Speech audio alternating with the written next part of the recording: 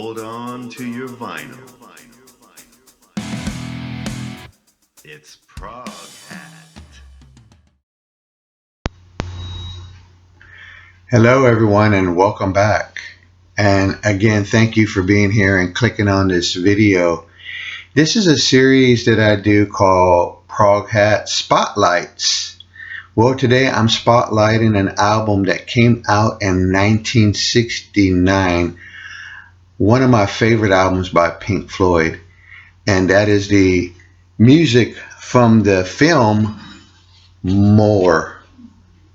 Now, this is a reissue 2016, and this album sounds fantastic. I simply love this record. And as my good friend Michael P. Dawson says, it's an overlooked album. And I agree. I don't understand why it is. I feel like folks, some maybe not folks, but it's an underrated album.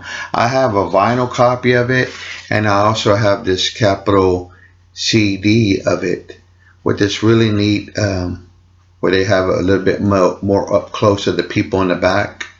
The CD sounds really, really good. I got the CD before I got the LP. Well, 1969, what, I guess a really productive, busy year for the band Pink Floyd. Pink Floyd saw the departure of Syd Barrett. David Gilmour comes in, sets up camp, and now it's Waters, Gilmour, Wright, and Mason.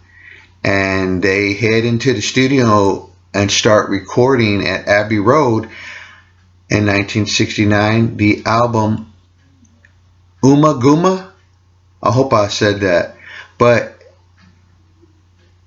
in that same year, and that same month, which is around January of 69, and in February, began sessions for the film More.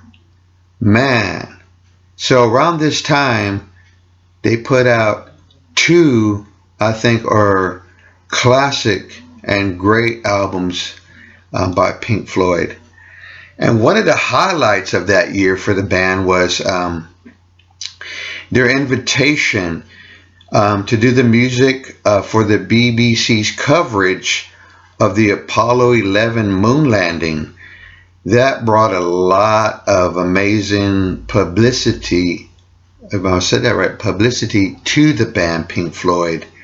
I mean, the band was doing all kinds of festivals, playing at jazz festivals, doing concerts, making a recording for that one side of the Uma Guma, the live side, which I love that live side. So there's just like about 5 sessions, 8 days. Wow. You talk about being busy bees.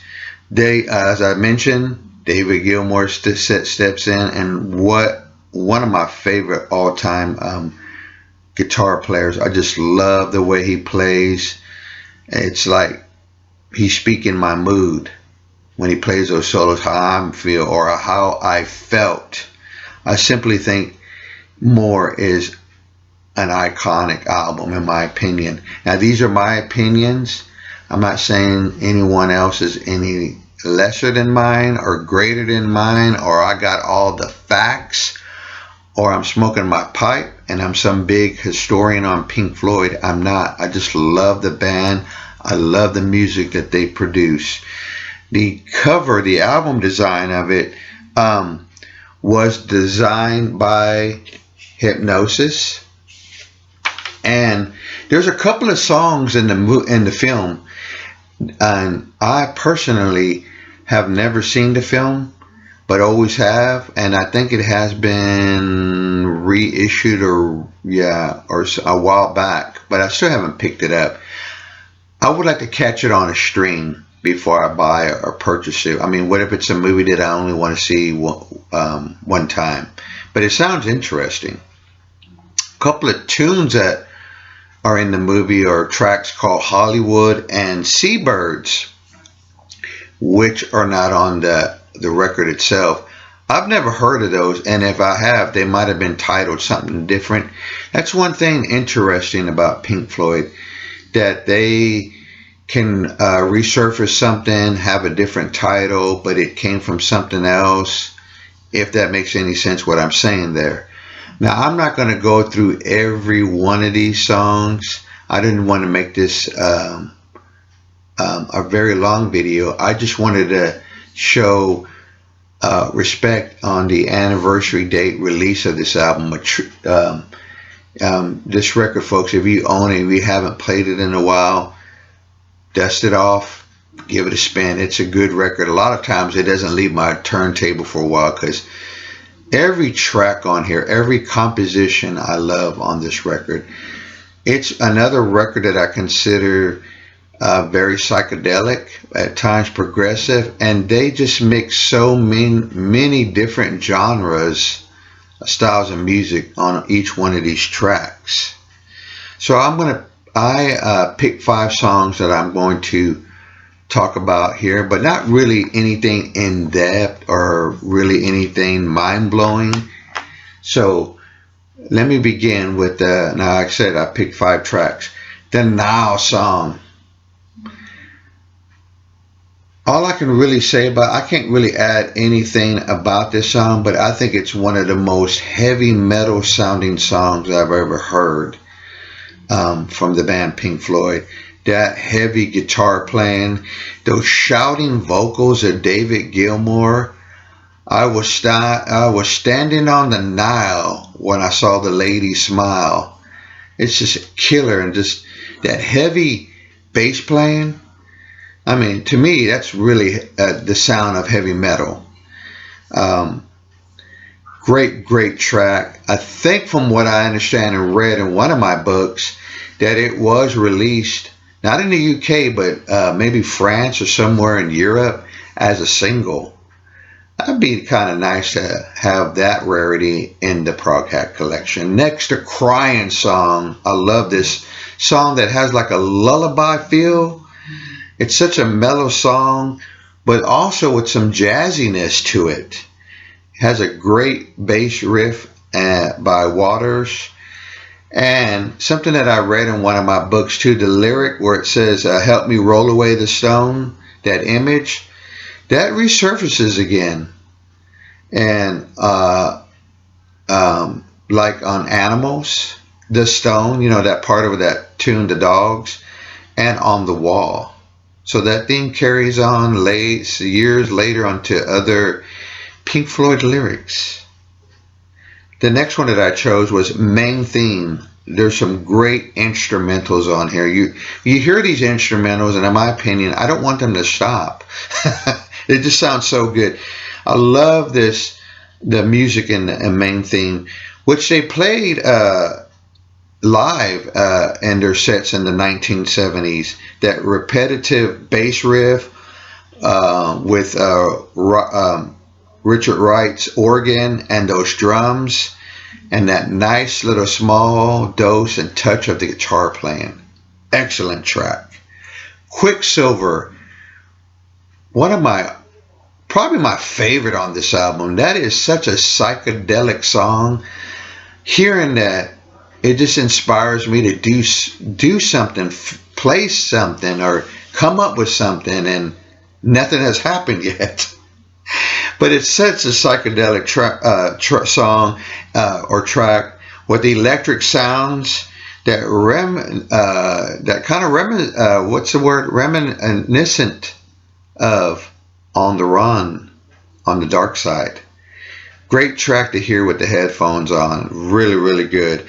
And the other track that I picked was Dramatic Theme. I know, folks, everyone's going to say, what about Green is the Color? What about Cyrus Minor or, Green is the Color? Those are great songs. And I would agree with you. But, I chose the 5 that I did. Dramatic Theme, that soaring guitar playing is awesome. Awesome track. It closes out the album. That's what I like. That Obscured by Clouds, more, close out with those really nice instrumental tracks. What I also found out that is really interesting, years ago, one of my co-workers knew that I was a Pink Floyd fan and gave me a recording of something that Pink Floyd did like around or later on in 1970, which was called The Man and the Journey. Well, he gave me a copy of that, and it is awesome. I need to dig it up to listen to it again. But the concept idea of that is like every part of it, the day represents the man, a man, like the day, the sleeping, you know, a journey of a man's life. And so if you ever get a chance, I'm sure it's out there to listen to. I'm hoping that one day that we'll get an official copy of The Man and the Journey. 1970, 69, 68, Pink Floyd making great music, great compositions. I don't know what else to add other than happy anniversary, and I'm glad that they made this record. Folks, thanks for stopping by and watching this video. If you like this video, please hit the thumbs up.